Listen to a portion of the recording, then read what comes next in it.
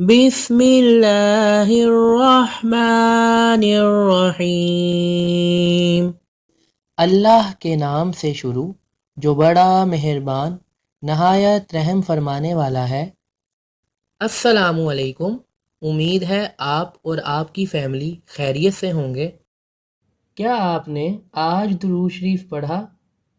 اللہم صلی علی سیدنا محمد وآلہ وصحبہ وسلم۔ برائے مہربانی حوصلہ افزائی کے لیے سبسکرائب ضرور کر دیں۔ جزاک اللہ خیرا۔ اگر آپ نے ابھی تک ویڈیو کو لائک نہیں کیا تو آپ سے گزارش ہے کہ برائے مہربانی اسے لائک ضرور کیجیے۔ حضرت صہیب رضی اللہ عنہ فرماتے ہیں، اللہ کے رسول صلی اللہ علیہ وآلہ وسلم نے فرمایا، تم سے پہلے لوگوں میں ایک بادشاہ تھا، اس کا ایک جادوگر تھا۔ جب وہ جادوگر بوڑھا ہو گیا تو اس نے بادشاہ سے کہا، اب میں بوڑھا ہو گیا ہوں، آپ میرے پاس کوئی لڑکا بھیج دیجئے، میں اس کو جادو سکھا دوں گا۔ چنانچہ اس نے اس کے پاس ایک لڑکا بھیج دیا، وہ اسے سکھانے لگا۔ جب وہ لڑکا جاتا تو اس کے راستے میں ایک راہب تھا، وہ اس کے پاس بیٹھنے لگا اور اس کی باتیں سننے لگا جو اسے اچھی لگتیں۔ جب وہ جادوگر کے پاس آتا تو راہب سے گزرتے ہوئے اس کے پاس بیٹھ جاتا، اور جب وہ جادوگر کے پاس جاتا تو وہ اس کو مارتا۔ اس نے راہب سے اس بات کی شکایت کی۔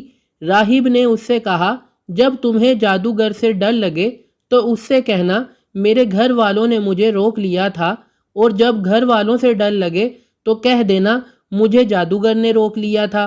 وہ اسی طرح تھا کہ اسی اثناء میں اس کا سامنا ایک بڑے جانور سے ہوا جس نے لوگوں کا راستہ بند کر دیا تھا۔ لڑکے نے سوچا کہ آج میں پتہ چلا لوں گا کہ جادوگر افضل ہے یا راہب۔ اس نے ایک پتھر اٹھایا اور کہا، اے اللہ، اگر تجھے راہب کا معاملہ جادوگر سے زیادہ پسند ہے تو اس جانور کو قتل کر دے تاکہ لوگ گزر سکیں۔ اس نے پتھر مار کر اس جانور کو قتل کر ڈالا اور لوگ آنے جانے لگے۔ پھر وہ راہب کے پاس آیا اور یہ بات بتائی۔ راہب نے اس سے کہا، بیٹے، آج تم مجھ سے افضل ہو گئے، تمہارا معاملہ وہاں تک پہنچ گیا ہے جو مجھے نظر آ رہا ہے۔ اب جلد ہی تمہاری آزمائش ہوگی، جب تم آزمائش میں مبتلا ہو جاؤ تو میرے بارے میں نہ بتانا۔ وہ لڑکا پیدائشی اندھوں اور برس کے مریضوں کو ٹھیک کر دیتا تھا اور لوگوں کی ہر طرح کی بیماریوں کا علاج کر دیتا تھا۔ بادشاہ کے ایک مصاحب نے جو اندھا ہو گیا تھا یہ بات سنی تو وہ بہت سے تحائف لے کر آیا اور کہا، یہ جو کچھ ہے اگر تم نے مجھے شفا دے دی تو سب تمہارا ہے۔ لڑکے نے کہا، میں کسی کو شفا نہیں دیتا، شفا اللہ دیتا ہے۔ اگر تم اللہ پر ایمان لے آؤ تو میں اللہ سے دعا کروں گا، اللہ تمہیں شفا عطا فرما دے گا۔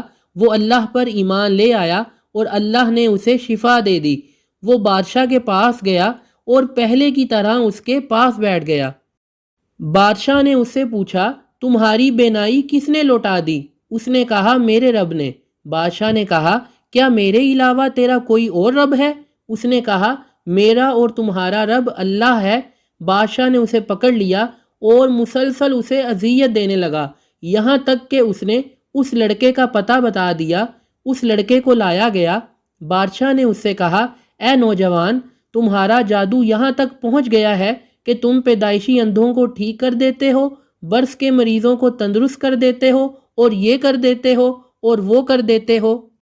تو اس نے کہا، میں کسی کو شفا نہیں دیتا، شفا تو صرف اللہ دیتا ہے۔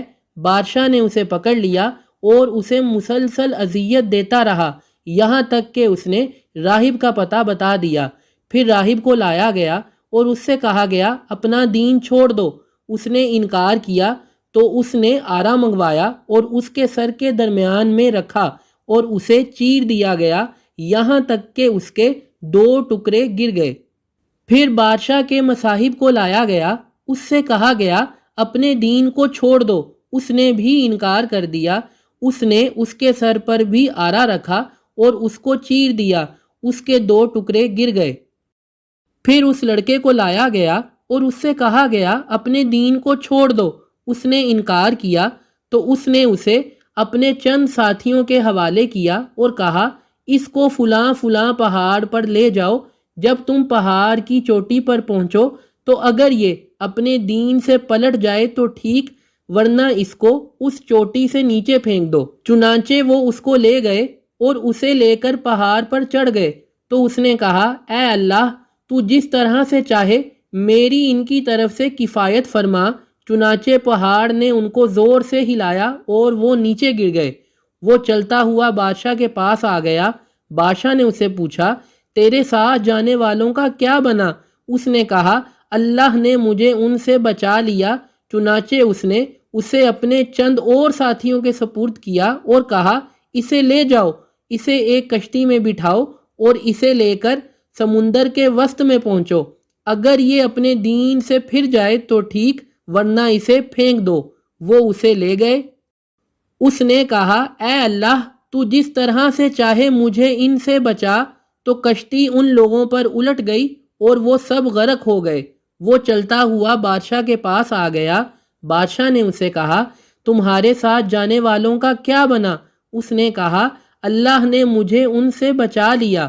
پھر اس نے بادشاہ سے کہا تم مجھے قتل نہیں کر سکو گے جب تک کہ جو میں تمہیں کہوں وہی کرو۔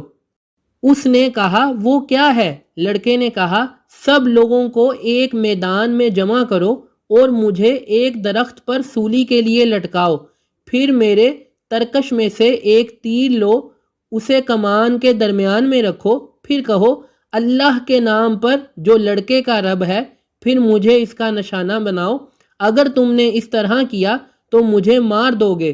اس نے سب لوگوں کو ایک میدان میں جمع کیا، اسے کھجور کے ایک تنے کے ساتھ لٹکا دیا، پھر اس کے ترکش سے ایک تیر نکالا، اسے کمان کے درمیان میں رکھا، پھر کہا اللہ کے نام سے جو لڑکے کا رب ہے، پھر اسے نشانہ بنایا تو تیر اس کی کنپٹی کے اندر گھسا۔